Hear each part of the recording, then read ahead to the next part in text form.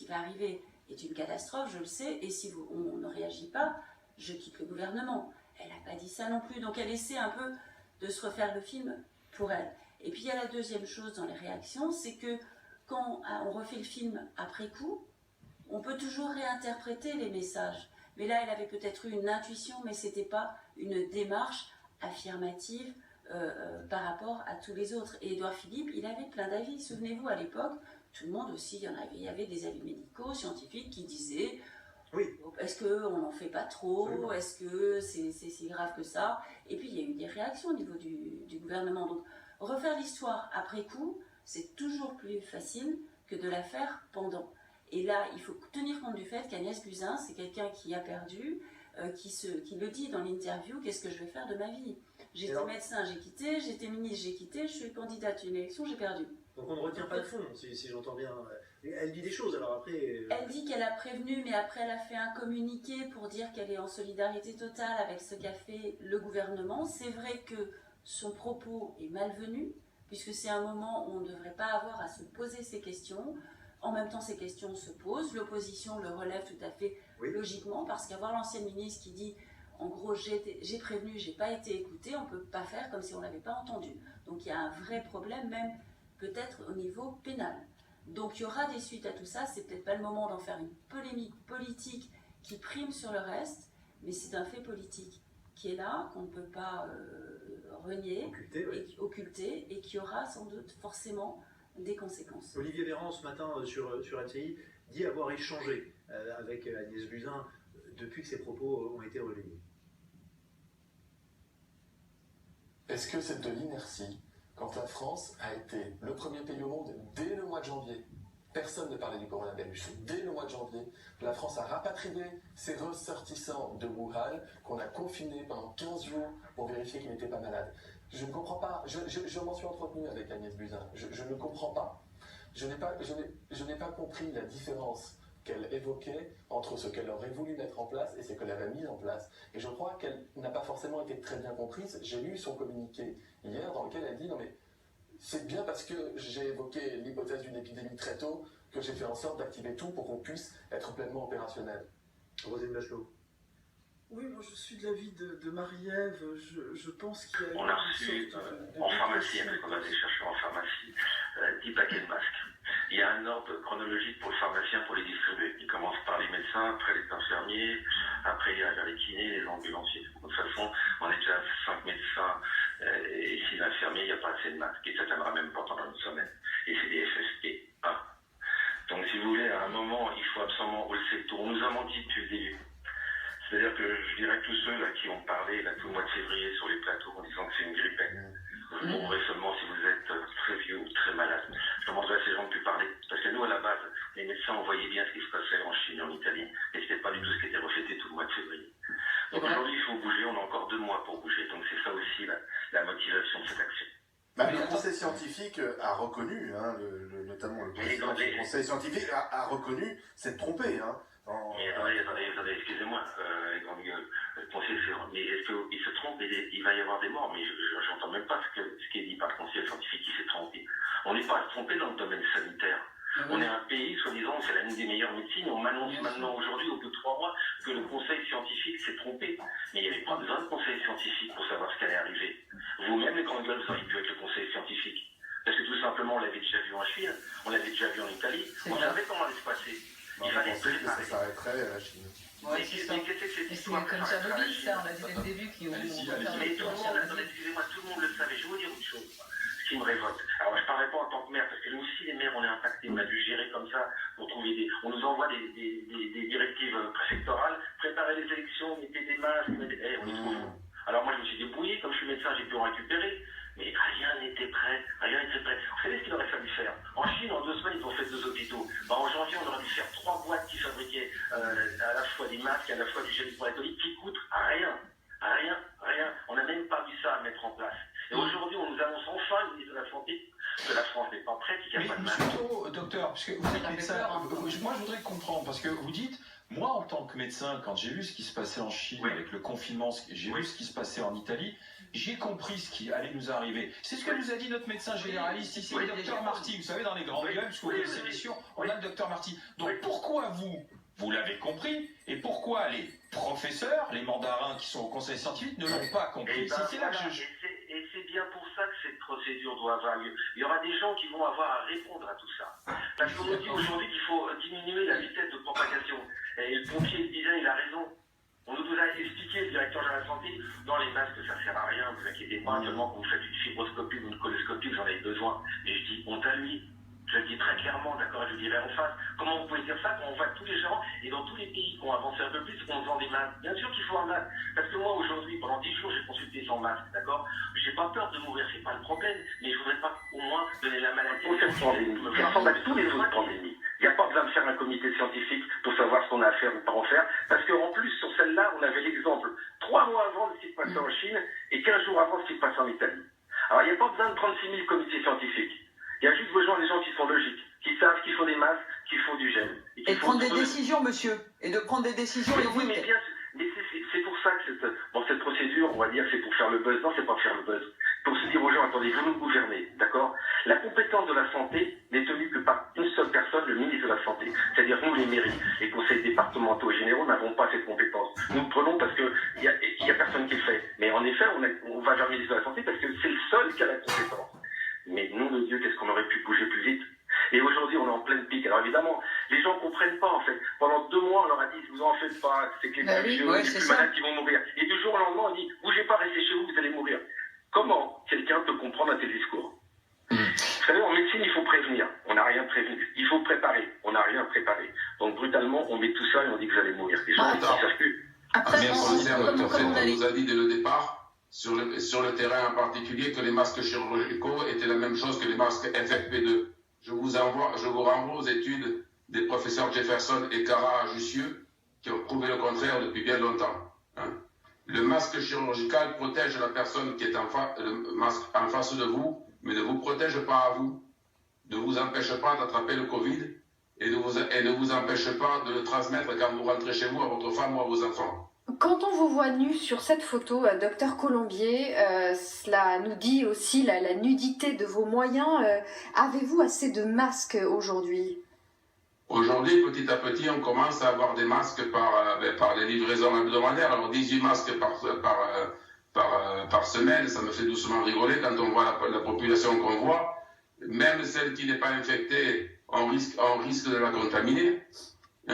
Et donc, c'est vraiment insupportable. Moi, j'ai eu des masques que je me suis fournis par moi-même parce que j'ai vu arriver, avec la chronologie dont je vous parlais tout à l'heure, j'ai vu arriver l'épidémie sur le terrain et en fait, je me suis effectivement prémuni à l'avance et j'ai averti mes fournisseurs de matériel médical qu'ils ne se laissent pas avoir et qu'ils puissent d'ores et déjà se fournir avant que tout soit, que la réquisition soit là, et pour pouvoir au moins équiper les médecins sur le terrain. On a réquisitionné les masques FFP2 pour les essais hospitaliers, c'est une très bonne chose, mais on laisse crever les médecins sur le terrain alors, sans protection. Vous voyez, docteur, une quarantaine de patients par jour, normalement, beaucoup de personnes âgées que vous suivez depuis très longtemps. Est-ce que vous continuez à les voir? Comment ça se passe? Je continue à les voir quand c'est nécessaire. Ce sont des personnes fragiles, effectivement. Je suis installé depuis 30-31 ans. Donc les personnes qui avaient 50, 60 ans à l'époque en ont 80, 90 aujourd'hui. Et effectivement, il ne faut pas leur faire courir des risques inconsidérés, mais il ne faut pas non plus les lâcher sans surveillance. J'ai des équipes d'infirmières sur place qui sont exceptionnelles, qui font un travail exceptionnel et qui me rendent compte plusieurs fois par jour, si c'est nécessaire, de l'état de santé de mes patients. Mais je ne peux pas leur faire courir un risque inconsidéré. Pour ce qui est des salles d'attente, en fait, moi j'ai une salle d'attente qui est de petite capacité. Je suis installé dans un village, comme vous l'avez dit, dans l'Hérault, entre Pézenas et Agde. J'ai racheté une ancienne maison. J'ai eu la chance, pour mes patients, de pouvoir avoir une salle d'attente en rez-de-chaussée. Mais cette salle d'attente, elle fait 12 mètres carrés. Il y a 10 places assises et il y a plus souvent entre 12 et 15 personnes dans la salle d'attente que 4 ou 5. Ma salle d'attente est potentiellement un lieu de contamination. Et les salles d'attente comme les miennes, les mots sont peut-être forts, peut-être exagérés, Gérald qui me dira ce qu'il en pense, mais je considère que les salles d'attente comme les miennes, avec les moyens d'un médecin isolé en campagne, peuvent devenir des métastases des clusters. Docteur, une dernière question sur cette photo qu'on a tous vu passer. C'est la raison pour laquelle je souhaitais m'entretenir avec vous ce matin. Quelles ont été les réactions? Est-ce que vous avez eu des réactions de vos patients, des réactions d'autorités de la santé? Est-ce que vous avez eu l'impression de faire bouger un peu les choses un tant soit peu? Pour le moment, des réactions d'autorités de la santé, peu. Des réactions de malades, j'ai été surpris. Et je suis, moi qui ne suis pas spécialement féru en réseaux sociaux, je suis sur Facebook depuis à peine 1 an, vous voyez. Donc c'est pas une grande expérience pour moi. J'ai fait ça sur un coup de rage et je suis absolument complètement dépassé maintenant par ce qui m'arrive. Cette semaine, moi qui n'ai jamais parlé à aucun média, j'ai une interview par jour. J'ai sur mes réseaux sociaux plus de 4000 partages. Je sais pas. Ça coûtait que dalle. C'était 10 € presque, maximum. Donc voilà. Et puis là, on a essayé d'appeler le gouvernement, on a essayé de prendre contact, on a eu 0 réponse. Donc ensuite, on est passé par le MEDEF pour dire voilà, si vous voulez, pour protéger vos employés, vos entreprises. Là aussi, on a trouvé que c'était très compliqué. On a essayé de passer par les autorités préfectorales, par les présidents de région, pour leur dire qu'on avait cette disponibilité-là, puisqu'à un moment, on pouvait avoir à peu près entre 1 et 10 millions de masques en une semaine. Ce qui fait qu'à peu près en 6 semaines, on aurait couvert presque toute la population française. Donc, je vous parle de ça à peu près... on était quelle époque, là? On était début mars. On commençait à mettre en place notre dispositif. On avait les contacts donc en Chine. Et on a même appelé la douane pour demander si on pouvait quand même les faire venir. Ils nous ont dit non, c'est strictement interdit. On vous bloquera le produit. Donc ça veut dire qu'on avait, a priori, en faisant appel à des entreprises, tous les moyens d'avoir les tests, les masques, en temps et en heure raisonnables, mais pour que des contingences qui là visiblement nous échappent ou des choix politiques, on a dit non, quoi, en fait, Florent. Parce qu'on a minimisé ou pas? Non, début mars, on ne minimisait plus, Florent. Nous, on avait beaucoup de retours de Chine qui expliquaient que c'était déjà une pandémie. Parce que nous, on travaillait avec des médecins, avec des professeurs de Chine qui étaient au contact. Alors, maintenant, ce qui se passe, c'est qu'on ne nous a pas dit non. On ne nous a pas répondu. D'accord, c'est pire. Respirateur, il faut donc être très prudent, d'autant que du personnel soignant du CHU d'Angers nous disait que certains de ces patients voyageaient quand même depuis 6 heures du matin, donc c'est un voyage très éprouvant pour eux, et on sera content quand ils seront arrivés au CHU, où là ils seront de nouveau en réanimation, tranquillement dans une chambre, parce que ce voyage quand même si c'est dans un TGV médicalisé, avec des médecins autour d'eux, reste quelque chose de très éprouvant. Les ambulances vont ensuite partir 2 par 2, et vous le voyez, il y a tout un chemin, un périple qui leur est attribué de façon à ce qu'ils ne se croisent pas et les patients arrivent au compte-gouttes pour des raisons de sécurité. Chaque ambulance ayant son personnel attribué avec son patient attribué. Ils vont donc ensuite partir 2 par 2, escortés par des motards vers le CHU d'Angers, je vous le disais, pour 6 d'entre eux et 4 pour le Mans. Le confinement qui a été édicté, il y a plein de gens qui sont allés sur les plages de l'Ouest là parce que le confinement c'était pas fait pour eux. Ils ont transporté le virus à l'Ouest, ils ont croisé des gens et je pense que malheureusement on va voir des foyers de Covid apparaître dans l'Ouest de la France et là on sera encore plus ennuyé.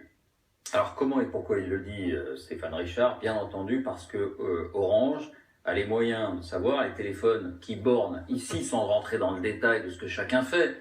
Mais le nombre de téléphones qui bornent ici, le nombre de téléphones qui bornent au même endroit le lendemain ou 48 heures après, puis le nombre de téléphones qui bornent à l'île de Ré ou ailleurs, là où il y a des résidences secondaires, semble-t-il, des Parisiens. Votre réaction, votre sentiment, est-ce que c'est grave, aussi grave qu'on le dit, à partir du moment où on suppose que ces Parisiens ont respecté le confinement? Alors, c'est une supposition, bien sûr, mais professeur Casali. C'est difficile d'imaginer de dire à une population de ne pas partir.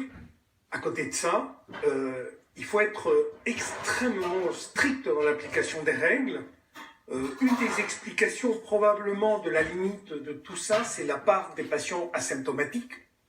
Nous avons probablement beaucoup d'infections qui restent asymptomatiques. donc Association on le avec sait un parfaitement bien. antibiotique, il dit voilà les résultats que j'ai, on peut essayer. Personne ne comprend pourquoi on n'essaie pas. Et en plus de ça, se surrajoute l'espèce de charge en règle, le rouleau compresseur de l'ensemble, à quelques exceptions près. Vous aviez le professeur Perron qui était là et qui est une exception à la règle.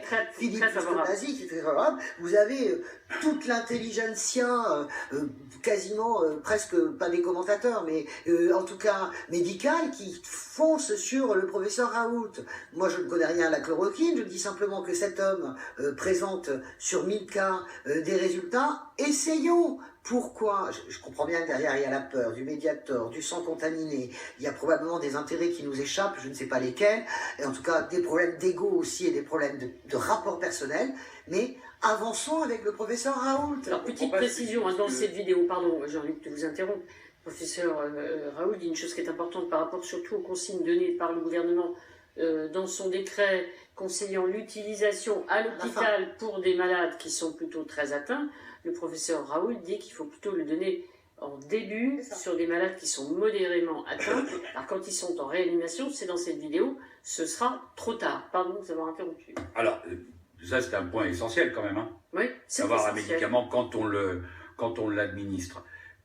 Et il semble y avoir un consensus sur le fait que la décision qui a été prise, non pas de le faire à l'hôpital, non pas de le faire avec un accord collectif, collégial des médecins, mais de le faire au moment pour les malades graves, en réalité, au moment où les médecins appellent l'orage viral a eu lieu, et contesté. Mais j'en sais généralement, rien. Elle est un peu désorganisée. Il y a ici un respect de l'organisation, de la discipline pour les patients. On a 4 fils, tout le monde suit. Et donc ça me rassure de le voir. Ce qui veut dire que dans les crises, on est capable de voir des choses tout à fait systématiques de masse.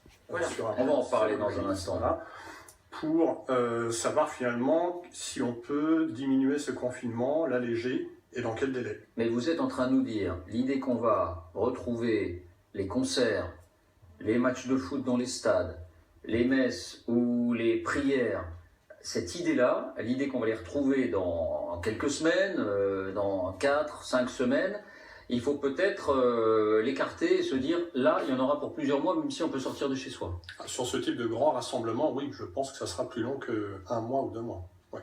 Et ça vaudra pour l'école ? Ça vaudra probablement pour l'école, je pense, puisque c'est un foyer de transmission qui est très important. On le sait, nos enfants attrapent beaucoup le virus, font peu de formes symptomatiques, mais sont des bons transmetteurs. Et vous, professeur Lacombe, votre sentiment? On voit bien, alors déjà si on regarde les pays qui ne sont pas encore atteints par l'épidémie, ce ne sont pas des pays qui sont heureux, ce sont des pays qui sont terrifiés, parce que de toute façon, comme l'a dit mon confrère, ça va arriver. N'importe quel pays, ça va arriver, c'est évident.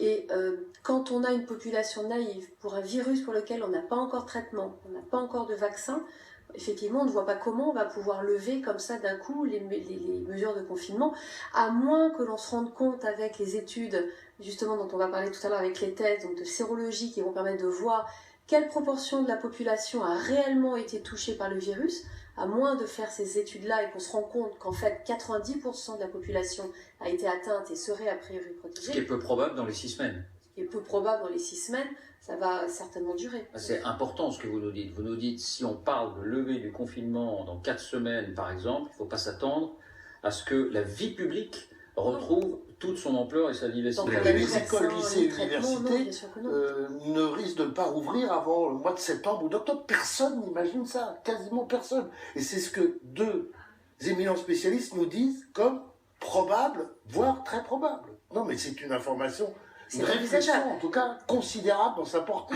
Mais c'est pour ça qu'il y a un conseil scientifique qui est là pour conseiller le gouvernement dans ses décisions et qui rassemble plusieurs types de professionnels qui vont décider ensemble quelle est la meilleure stratégie à suivre. Mais on voit bien que, en fait, l'intérêt du confinement, c'est de lisser l'arrivée des personnes aux urgences avec des formes graves. C'est quand même une des attendues majeures du confinement. Donc lever le confinement brutalement, ça veut aussi dire que tant que le virus est là, qu'on n'a pas de vaccin, qu'on n'a pas de traitement, on peut de nouveau avoir un grand nombre de personnes qui arrivent aux urgences et se trouver dans une situation d'engorgement qu'on appelle cette fameuse deuxième vague. Donc c'est pour ça qu'on ne peut pas envisager... On en parlera à propos des tests. C'est un joug que très rapidement, Donc, ou 3, mortes, 4, 5, d'ailleurs, 6 semaines, on vous avez par exemple des oiseaux dépecés, vous avez des civettes, des serpents, vous avez aussi des porcs épics que vous pouvez acheter. Ce marché, en fait, c'est la scène du crime, mais qui a perpétré ce crime et comment? Eh bien, cette histoire, c'est cette histoire que je vais vous raconter, ou en tout cas, l'état d'avancement des recherches actuelles. Alors, qui sont les suspects? Il y a 2 suspects principaux dans cette affaire. Le premier, c'est la chauve-souris. La chauve-souris, les études les plus récentes montrent que le coronavirus que l'homme connaît, le virus que l'homme connaît, eh bien, il est à 96% semblable à celui que portent les chauves-souris. Et puis, le deuxième suspect, c'est le pangolin, ce mammifère à écailles. Alors on le connaît pas très bien en Europe, mammifère qu'on trouve en Afrique, une sorte de gros lézard qui est très prisé en Asie. On y reviendra notamment pour ses écailles. Eh bien, les études montrent que sur le cas du pangolin, eh bien, il y a 99% de ressemblance, de similarité entre le virus que l'homme connaît, le coronavirus, et celui que le pangolin porte sur lui. Alors, que se serait-il passé?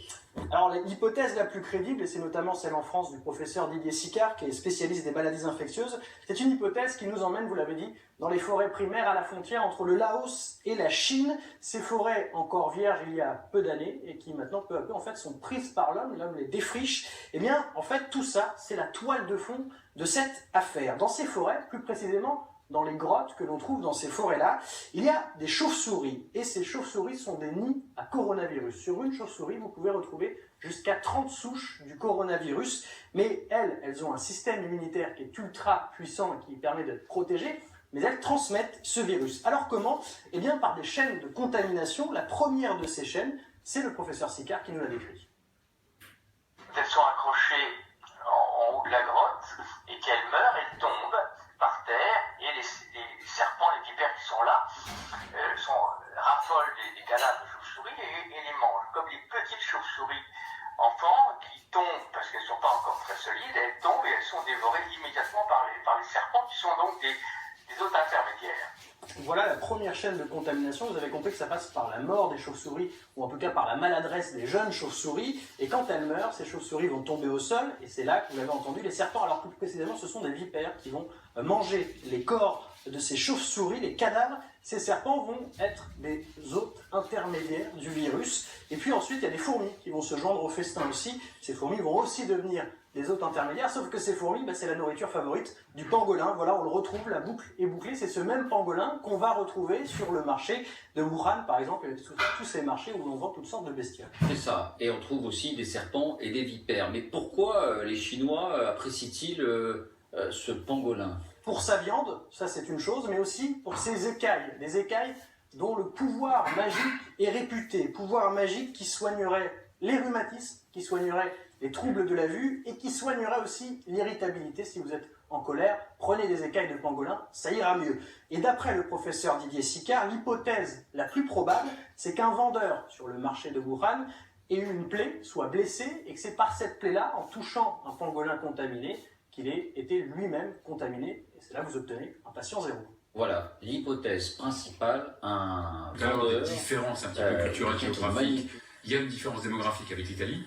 L'Italie est un pays qui a vieilli, plus que la France, donc c'est vrai qu'il y a plus de gens atteints. L'Italie n'a pas le même système que nous. On avait dit qu'il est ni mieux ni moins bien, mais nous on a un système pyramidal, ils ont un système régionalisé, donc plus souvent il n'y a pas vraiment de coordination entre certaines régions, et c'est ce qui a fait que certaines réanimations ont été vraiment saturées. Vous voyez, donc la courbe commence un petit peu à s'infléchir en Italie. On voit des malades qui sont, pardon, de vous interrompre, ces images, je pense qu'effectivement nous font réagir. Il n'y a pas d'asepsie, il n'y a pas de... Voilà, ce sont des malades qui sont dans les couloirs, effectivement, de l'hôpital, un peu partout. On a l'impression, même dans les bureaux, il y a des dossiers autour d'eux, on les met. Ils sont dans un état sérieux parce qu'ils sont tous sous respiration artificielle. Ceux-là sont dans un état vraiment très sérieux. Oui, et il y en a partout. Avec un espoir d'amélioration. Là, c'est à Bergame. À Bergame. Ça devient l'épicentre de Bergame, l'épicentre de l'épidémie en Italie. Est-ce que les mesures de confinement prises donnent déjà des indications? On devrait avoir donc des chiffres vers le 26 mars en Italie. Je pensais qu'il y a un décalage de 9-10 jours entre la France et l'Italie. Donc on saura si cette méthode de confinement très sévère, très stricte en ligne, aura donc justement des conséquences positives ou pas. Et quand on voit ces images, elles correspondent quand même à une petite amélioration de la situation, où là on est au pic de l'épidémie, au maximum de la catastrophe. On n'est peut-être pas au pic, mais on sent quand même un égrènement quand même de cette courbe ascendante. À Codogno, par exemple, qui était l'épicentre il n'y a pas si longtemps, on était à plus de 40 contaminations par jour, on est tombé à entre 2 ou 0 contaminations par jour, avec des mesures de confinement. Grâce au confinement. Grâce au confinement.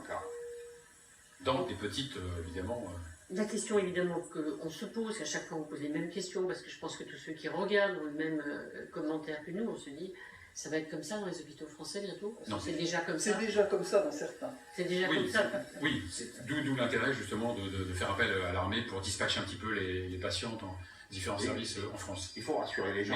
C'était comme ça. Peut-être l'avion qu'on a montré tout à l'heure, l'avion que vous avez montré à Arlette, là, qui décolle de Bas-Mulhouse pour aller vers la base militaire de Toulon, l'hôpital militaire de Toulon, qui est un hôpital de la Marine nationale. Est-ce que tout ça, ça va désengorger l'Est de la France? Parce que c'est un état d'esprit, parce que naturellement, nous sommes enclins à nous diriger vers les gens, parce qu'on est des êtres sociaux, et là, c'est vraiment contre notre nature.